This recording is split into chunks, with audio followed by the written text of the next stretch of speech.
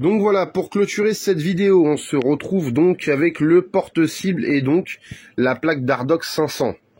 La plaque a parfaitement résisté, je lui ai mis en 3 heures en tirant vraiment tranquille, plus ou moins 40 cartouches, aucun souci. Alors le porte-cible c'est une autre histoire, le porte-cible comme on peut le constater il a bien morflé.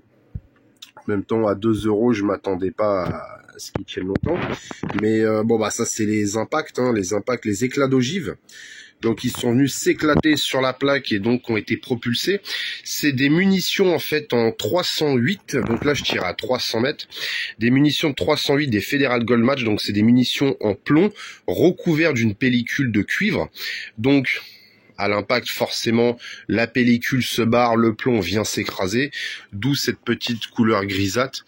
Mais bon, à 2 € pièce, le porte-cible, fallait pas s'attendre à des miracles. De toute façon, dans les messages privés, quand je l'ai fabriqué, on me l'avait dit, mais je le savais. Mais en attendant, il a résisté. Je suis passé 3-4 heures au stand, il a résisté. Alors là, bon, il fera pas de deuxième séance. Il a claqué ici, il a claqué au niveau des mentons, des mentons. En bas, bon, en haut, c'est pas la peine d'en parler. Les chaînes ont tenu. Bon, en même temps, si vous tirez pas sur les chaînes ne bougeront pas. La plaque n'a absolument pas bougé.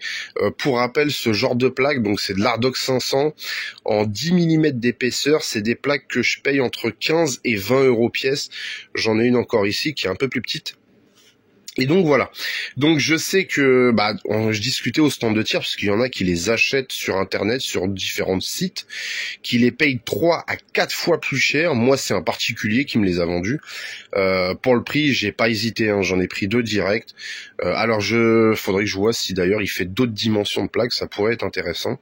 Là en tout cas à 300 mètres, il n'y a eu aucun problème. Il n'y a pas la moindre égratignure, ce que je veux dire. Alors je vais essayer de faire la petite mise au point. Viens ici, voilà. Au toucher, il n'y a aucun enfoncement. Là, c'est vraiment que la peinture qui est partie. Là, si je mets un petit coup de ponceuse, je remets un coup de peinture, c'est comme s'il n'y avait rien eu. Il y a vraiment... Alors, je vais essayer de faire avec la lumière. Lumière plus mise au point, voilà. Il n'y a vraiment rien. C'est même pas creusé. Il n'y a vraiment rien du tout, en fait. Même au toucher, hein. De toute façon, s'il y aurait même un léger enfoncement, même d'un millimètre, on le sentirait. Là, il y a absolument rien. On sent rien. La plaque est lisse. De toute façon, ça avait déjà été testé par l'ancien proprio qui m'a vendu les plaques. Lui, il avait testé donc avec du 338 Lapoix à 200 mètres. Les plaques n'avaient aucun impact, rien du tout, aucun choc. Donc le 308, forcément, ça allait passer sans problème.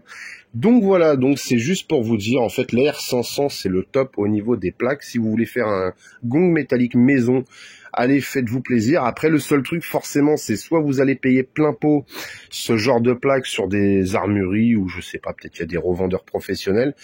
Essayez de voir par chez vous si des particuliers en vendent. Ça peut toujours être intéressant. En tout cas, ça fait parfaitement le job. Après, il faut juste prévoir un support de plaque plus lourd. Il faut que le support de plaque soit plus lourd que le gong. Là, pour le coup, quand j'ai fait ma vidéo, alors on va pas le voir, mes premières cartouches, impact, le gong avec l'onde de choc arculée, le porte-cible est tombé. Donc j'ai dû le redresser, j'ai dû mettre des morceaux de parpaing avec des bastins en fait au niveau de la base pour vraiment pouvoir ajouter de la masse. Et après, il a tenu pendant 4 heures sans bouger. Donc voilà.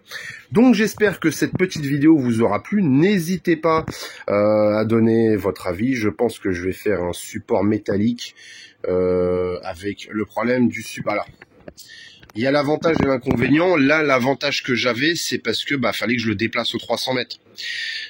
Quand vous allez avec votre gong et votre porte-cible aux 300 mètres, c'est plus pratique avec ça que si vous devez vous trimballer avec 30 ou 40 kilos de ferraille et devoir aller jusqu'aux 300 mètres. Ou alors sinon, faut embaucher les potes. Voilà. Mais c'est vraiment, il y a l'inconvénient par contre. Ou alors sinon, vous le faites qu'une fois. Et si dans votre stand, il y a un endroit où vous pouvez stocker ce type de matériel, pourquoi pas? Bon, après, c'est à vous de vous arranger avec le président de votre club. Donc voilà, j'espère que cette petite vidéo vous aura plu. Surtout, n'hésitez pas à laisser un commentaire. Allez, ciao tout le monde!